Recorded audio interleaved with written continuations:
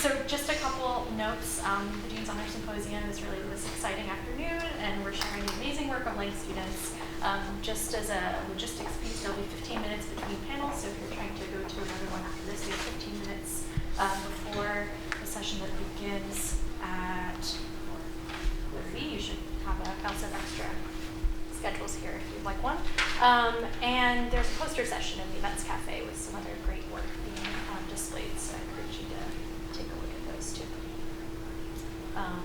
And for those of you who are attending the Dean's List and Awards ceremony, that begins at 6 p.m. in Tishman Auditorium on the first floor.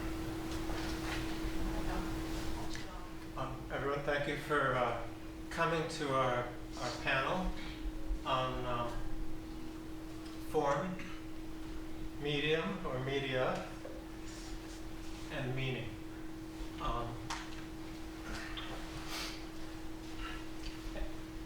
Andrew, Ali, and Marshall I have done works in different media, and in this panel, which is not scripted in any way, which will we're gonna just let it run as it will. In this panel, we talk about issues of form as they apply to these different ways of expressing emotion and ideas through art. So we'll begin, I think, with a few words, Andy, about your project. Well, hello. I'm Andy Egelhoff. I am a fourth year BFA student here at the New School in Photography and Culture and Media. And my project, which is represented in this panel, is a project that was funded by the Eugene Lang Opportunity Awards Commission. I did this last summer. I went to Paris and Berlin to photograph underground techno and nightlife scenes in those two cities, so squat parties, illegal parties, and focused on two collectives, one in each city. And the work that's represented, that you'll see passing through in this project, was published in Hello Mr. magazine this fall, which was my way of doing a sort of abstract representation of the sort of nightlife energy of the city of Berlin by using the architecture of the city and thinking very abstractly about how do you capture the essence of sort of meandering through the streets of Berlin on the excesses of nightlife and experiencing this other world. So, yeah. Hi, I'm Alexandra Chirumbolo. I'm a senior here at Lang doing interdisciplinary science and minoring in contemporary music. So I wanted to do a project that combined both of those things, and I've worked a lot with mathematics, so I decided I'm going to look at music through a mathematical lens. In particular, I look at tuning, and I'm creating a website that helps people learn different tunings and will let people experiment, creating their own alternate tunings. And that should be done by the end of May. And Marshall Malin's project is a prosodic analysis of, I think, 2 to 3 plays by Shakespeare. So he looks at the way the meter and the variations in the meter play against the language, the story, the poetry of Shakespeare, and so it's as much about the regular blank verse, iambic pentameter in blank verse, as it is about the what you might call the mistakes, the variations or diversions from that pattern.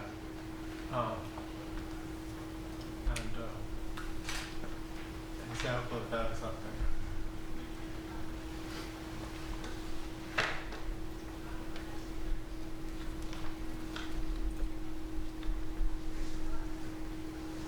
When we think of the word medium, we've been talking about medium as the, in a sense, the platform for art in general. You know, just as a wall is it could be the medium for graffiti. But I was thinking of that, and I realized, can we think of media beyond the traditional ones? Obviously we can, but also beyond the platforms, the staging, the background intended for the representation or the presentation of art. Can everything be a medium? Or can other things be a medium, and how? Wow. Yeah, I mean, I think that's a kind of the question that most artists are kind of grappling with right now, in my opinion. Who, at least anyone who's dealing with web-based media especially. I think there's this interesting sense of hacking that's come into the art world, and the idea that you're looking at these platforms that are available to you, and you're trying to figure out sort of the politics of how they operate. And there's a lot of work, particularly like Juliana Uxtable, who is a trans activist whose work was featured at the biennial, or the triennial, excuse me, at the New Museum. She's an artist who very much exists in our world today as sort of an avatar in a way. So she's kind of hacking the systems of social media and hacking the systems of web-based identity to create sort of an art form. Because really what art forms, I think the argument that's being made there is that art is sort of a challenge to these sort of hegemonic structures in internet spaces. But even in traditional form, I mean, traditional forms, I think anything that's innovative in art today is kind of like at friction with like a set base of ideas of how we see the world, or how we see a medium, per se. Yeah, I think it's like anything really could, if you're using it that way, be a medium. Like for me, I'm using web, and I'm using music, and I'm using math, and I'm putting all those things together where people might, you know, they might listen to music and not think of that through a math medium, but I am, and it just changes based on what you want it to be. Yeah.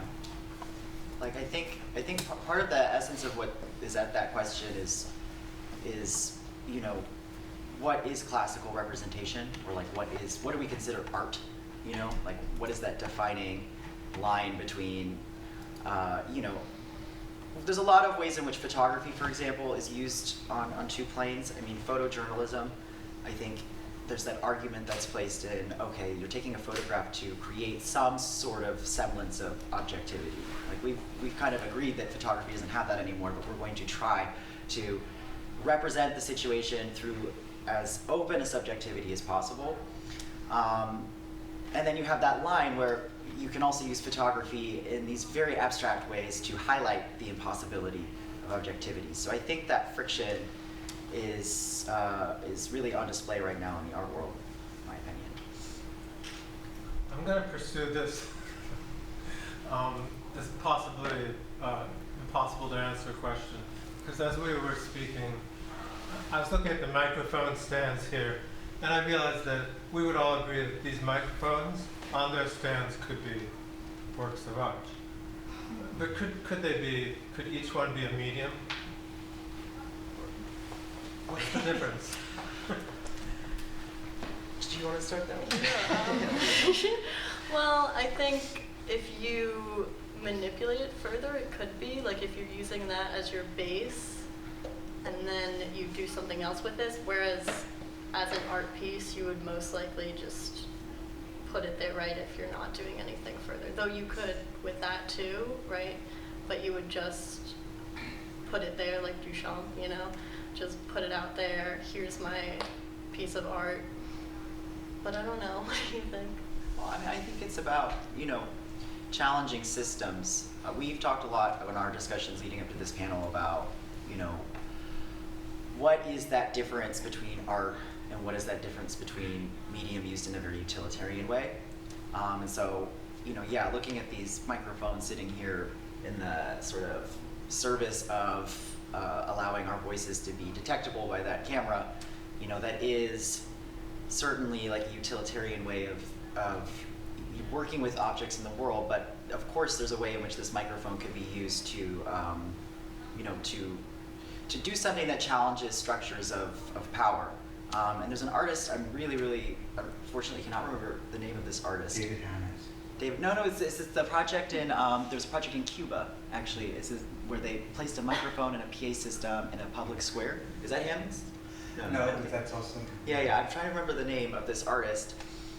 And that became a way in which the microphone was utilized to give a voice to the regular people in sort of a public space. And they suddenly had an opportunity to communicate, their sort of grievances in a very public way.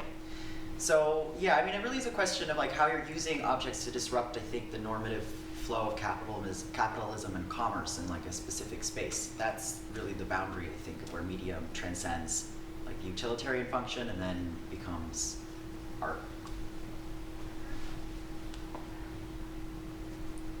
Yeah. So are we allowed to jump in? Yeah. Is that the format?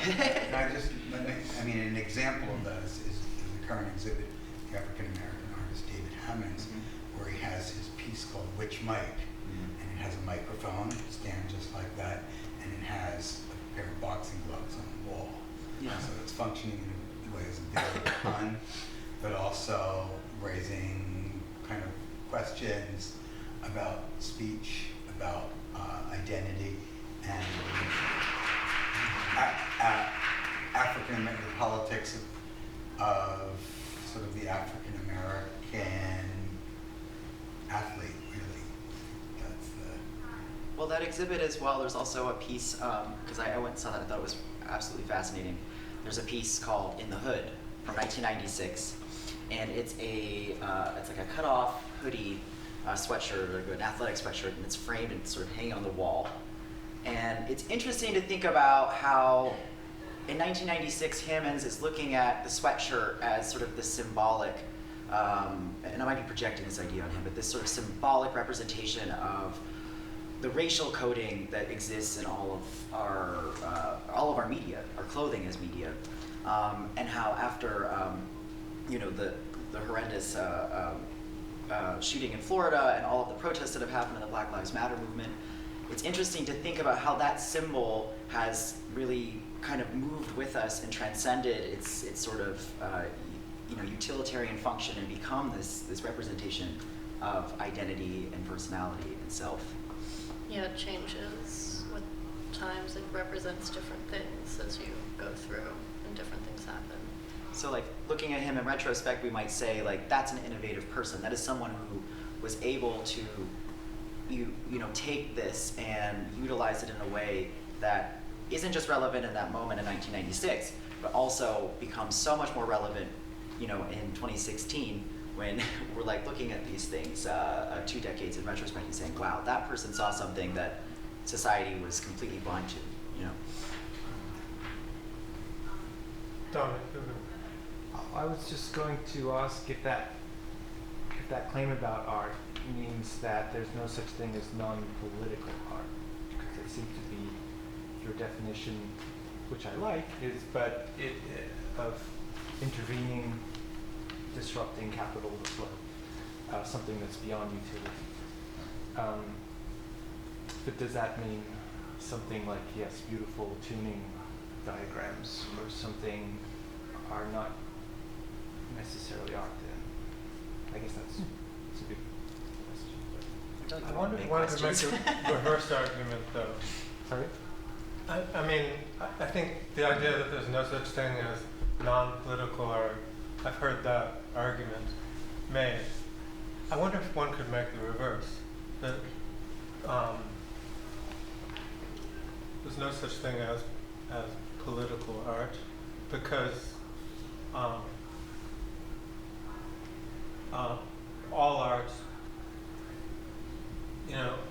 art follows a basic structure, or a deviation from that structure, still dependent on the structure, that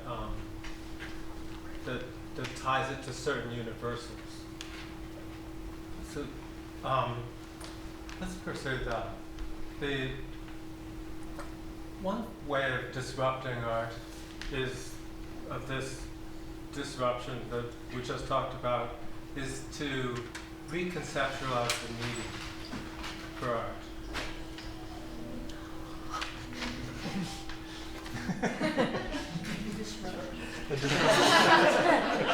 Am I in the right place? Probably.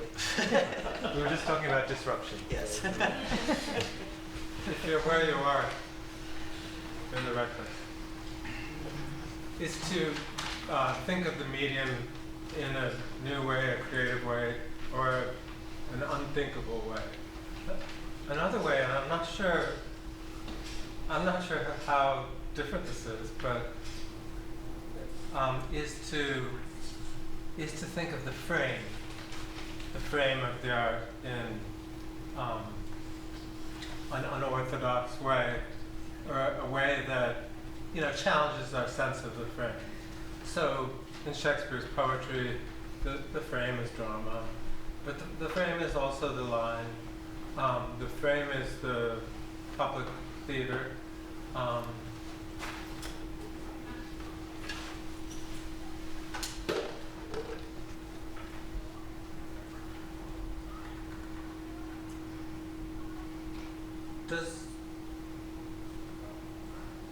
Does that have a different or a similar quality as political, as the voicing of a political protest?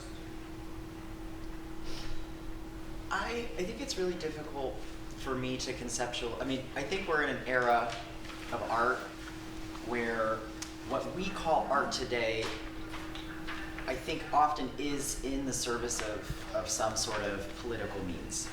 I don't want to say that that's like absolute, because I do think that there are artists who are certainly focused on like transgressing political narrative and bringing back this sort of appreciation or exploration of the aesthetically pleasing, for a lack of like a better term. But I think that it's difficult because we're looking at sort of a transition from interpretation that you see in painting, for example, where painting becomes this representation through the act of interpreting and through the act of using the hand and the sort of expressive quality of the individual to show something, to photography, which is totally a mediated practice. You have an instrument in between the person and the thing represented. And so we have this different relationship with realness, and realness becomes very important because it's really the realness of photography in my practice that is its activating fabric. You're either using that realness to show something about the world and try very hard to show it in a very straightforward way, or you're using its capacity and challenging that notion of realness. And I think both of them are very political. I think both of them have at their core sort of a political aim that might be at its essence like rooted in the camera and rooted in the practice of taking photos, but they're still working with the medium and they're still pushing against the kind of frame of that apparatus to say something. And the expectation that photography presents something that's very close to actuality. Or that it can be used in ways that disrupt that. Yeah. Yeah, I think it's hard to separate the political from the thing you're making, because it's humans making it and they live in this political society. And even if you're painting or something, or even if you're taking pictures, you're buying materials and you're participating in, for us, this capitalistic society. So I don't know how you would separate that. And if you're gonna say all art is political, I don't see why my diagrams up there wouldn't be. It just seems odd to say everything is but this one thing in this specific case. So yeah, I wouldn't agree with that. Well, I'm actually curious about like, for you, because they're probably not aware of like exactly like what your musical project is in its totality, but we've talked a lot about like your use of sort of like your attempt to make your own measures or own I don't think it's No, you're right. Yeah. Yeah. Well, so the website portion is going to have a section for not just me, but anyone who uses it to create a new tuning system. So what that means is they'll manipulate the different frequencies for every note. So they create the notes they want in the system, and then hopefully create the amount of notes they want in the system, but I'm still working on it. Yeah, so what was your question? Well, I mean, like, is that applicable? Is that going to be applicable when you use it towards, like, how would that Towards be? making art. Yeah, towards making something. Yeah, if I can get it to work, it will be. Because I want people to be able to like take it, like save it in a way, or play it and take it from the website and use it for themselves. Because I think a lot of the like audio workstations that exist are very hard to understand if you don't already know them, or if you don't have someone teaching you them. So this is a way to like let like everyday people who don't have that experience be able to manipulate tuning easily, and hopefully they can use it for themselves in whatever way they want. So in a way, it's like, yeah, there's like an aesthetic element to that, but there's also, I think, the friction with this notion of what is music and like what is our definition of music and how can it be manipulated. So it's even if you were to not look at that act as necessarily political, there is sort of a politics in saying these are set systems of conceiving music, and we're going to now challenge them and push them into a new direction. Like there's a desire there. There's an interesting desire to see, like, I think, how things can be manipulated. It just strikes me that the terms that we've talked about before, one of them is disruption, and disruption might be a more general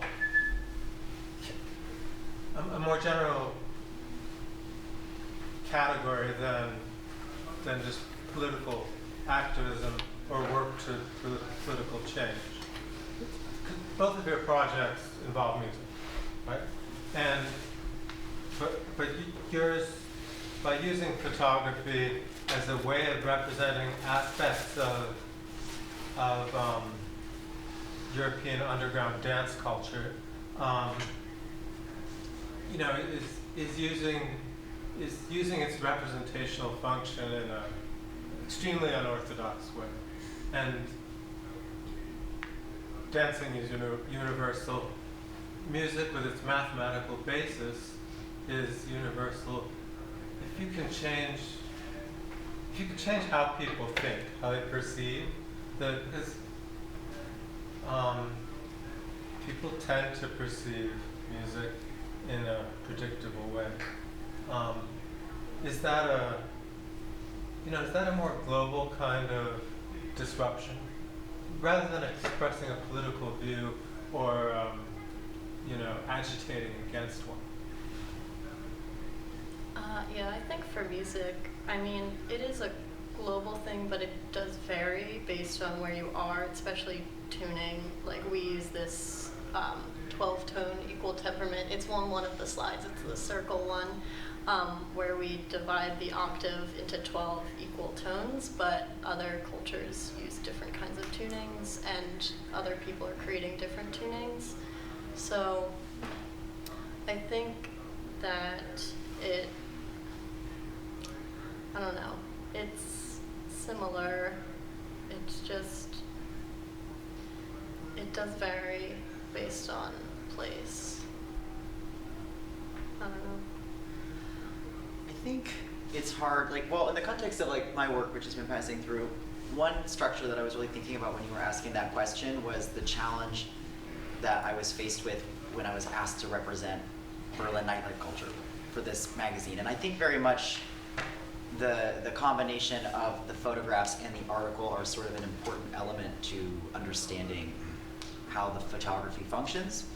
And one political structure I was up against was like, okay, I need to take pictures of Berlin. I can't do a portraiture project because there's another photographer in this magazine doing a portraiture project on this. And I don't want to and can't really photograph the interiors of a lot of these clubs that don't allow you to take photos. So how do I do this? And there is something kind of risky about like going to a magazine and being like, well, here's an abstract series of architectural photographs of Berlin, and this is my representation of, you know, what it means to be in this city and experiencing these places. And you know, I think that they let me do that was really great, but it was also a challenge because you're in this sort of set series of expectations. You have Vice magazine, you know, coming out with images all the time about underground nightlife culture that involve just people taking drugs and this excess of nightlife and the sort of sexual elements of it. There's a lot of exploit in how capitalism functions within these systems to figure out which contents get space and get produced. And so, you know, even though my work might not necessarily be overtly political in that sense, it getting published in this space and having that space becomes, in a lot of ways, sort of a mediation of politics. So a lot of art today is just mediated through these, you know, these systems and cycles, and it's very difficult to ignore them, in my opinion.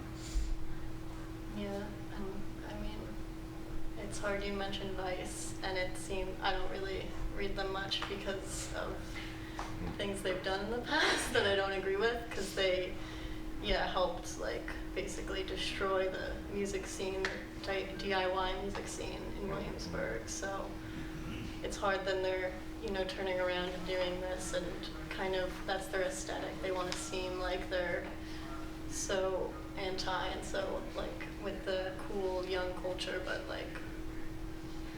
But they're not. They're just a I mean, corporation. it is hard, but it gets into questions of authenticity, which is a huge issue that comes up in art right now. It's like you have to defend your authenticity as a young artist. You have to be authentic in what you're doing, and then we kind of get into this whole mediated experience of authenticity, and it's a challenge. I think it's interesting actually that this panel is focused in art. When we have an art school here, and then this is obviously the liberal arts division. But I think that says a lot about how academics and artistic practice are really merging in a lot of ways. And you see that even in the offerings of being a BFA student here. So much of my curriculum is intertwined at this point in my fourth year. Like I'm using an artistic practice and my liberal arts practice, and an artistic liberal arts eye in my artistic practice, and it makes me wonder like where these things are merging and why. I don't know if I have an answer for it, but I think it's an important question. Yeah, even me, I mean, I'm a science major and music, but I use like visual arts, and because we're able to take Parsons classes, and I think it's because the university is trying to, come together. So it's allowing people to connect art to whatever they're studying.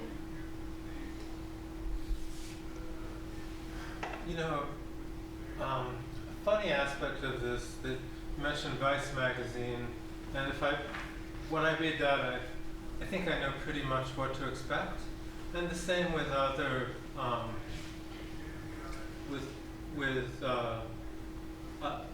other media for viewpoints, for art, for poetry, with most of them. But in academia itself, this kind of experimental work, it just seems that you said that artistic work is getting closer to the academic academic theories, the academic point of view. They're merging. Of course, artists and critics used to be, like, enemies. I think they still are. I think there's this question of, is effective political work, disruption, activism, does it have to aim for some kind of democratizing? In other words, who will listen to this stuff? Who listens to modern classical music? When I go to the New Music Festival at BAM, it's usually Philip Glass. I said, this is the new music, and the atonal music.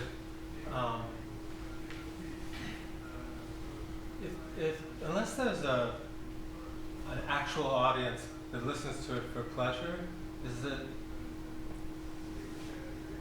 a touch elitist? But is it also failing in some way to affect people who are outside of those groups? Yeah. Well, there is something to be said about music that, can be, that a lot of people can reach because it can affect a much greater population, even if it's not doing maybe as much as the academic work and it doesn't have as many ideas behind it. But yeah, I don't know if people aren't listening to something, does it matter? It does, because the person creating it, but will it change anything? Probably not. Doesn't mean we should stop creating things at all. I think you have to identify your community, and who is receiving your art. And it's something that I feel is very difficult for a lot of, I would consider myself a millennial. A lot of my generation, I see. Is this the first time you've come out? I know, I actually had to look it up yesterday and figure out what era is a millennial. Apparently it's when you're coming into adulthood around the year 2000. Yep. And I guess I'm a millennial. And, it's interesting to think about, identifying your community, identifying your audience, because on top of being a photographer, I'm also a DJ.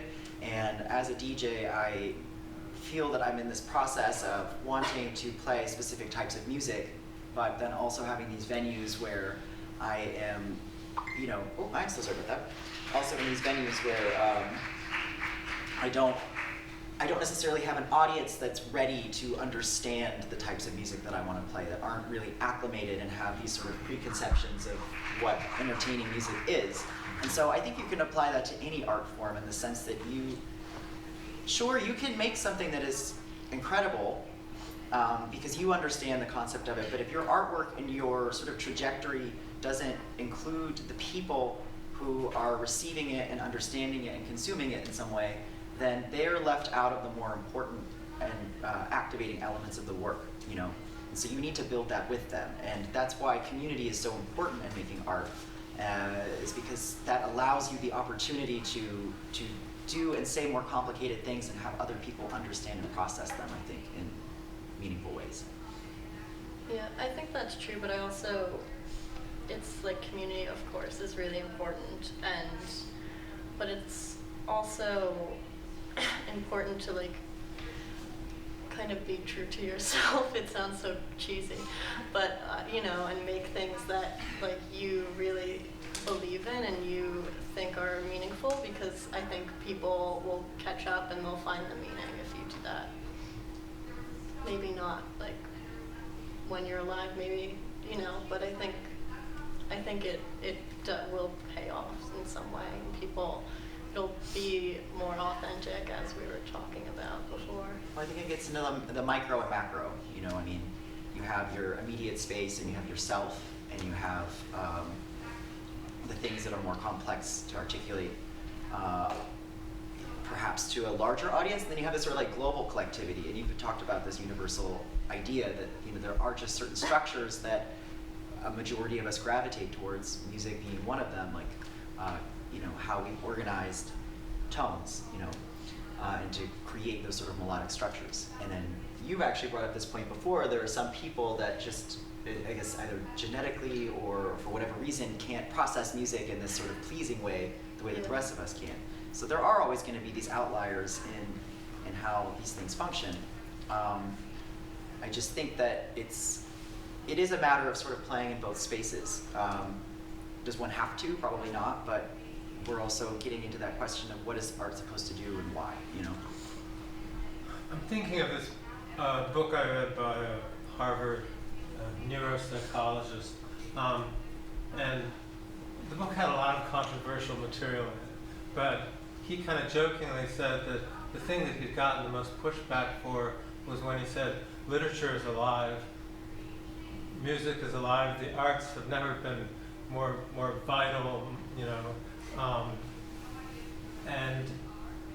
and the humanities are doing fantastic. But he wasn't referring to liberal arts colleges. He was referring to the kind of folk culture of popular music, and the technology that's made it very easy for people to produce music that they like and that their friends like. But what he said about experimental, political, activist, or avant-garde music produced in the academy is that it's produced for people, but their audience are people a lot like themselves. How would you respond to that? Well, I think that it is important that, you know, we make things for the people and spaces for which we are participants.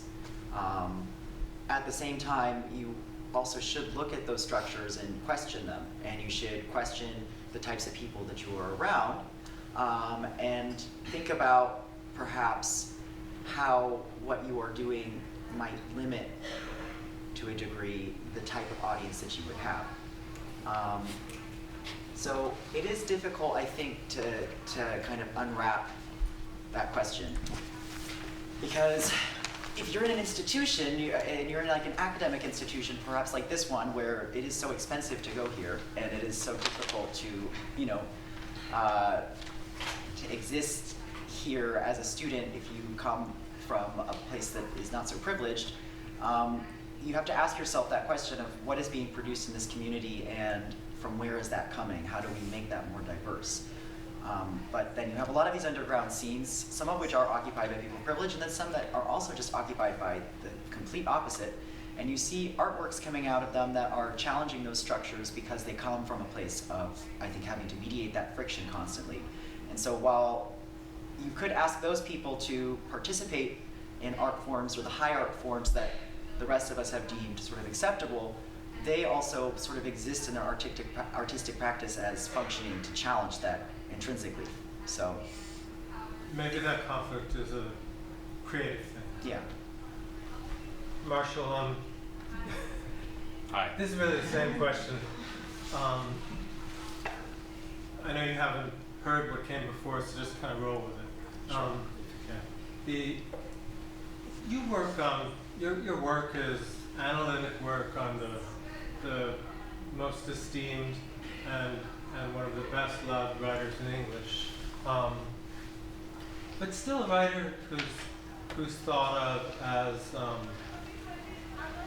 you know, as fairly highbrow, as entertaining for the average theater goer to an extent, but difficult enough for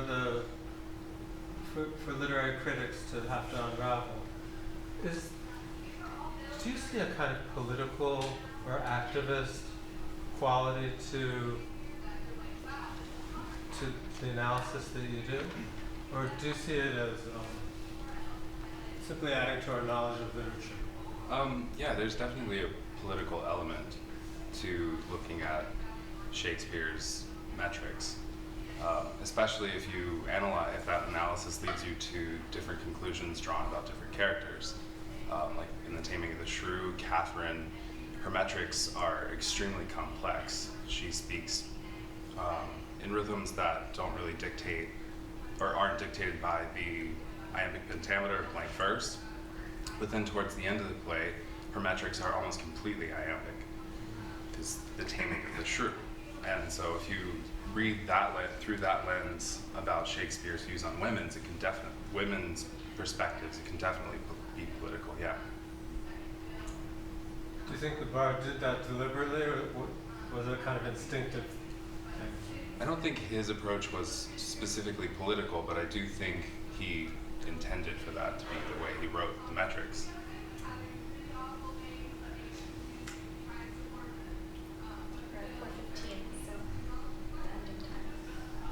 We're out of time. We're out of time. Ring the bell. There should be a little bell. Well, thank you. Yeah, thank you guys.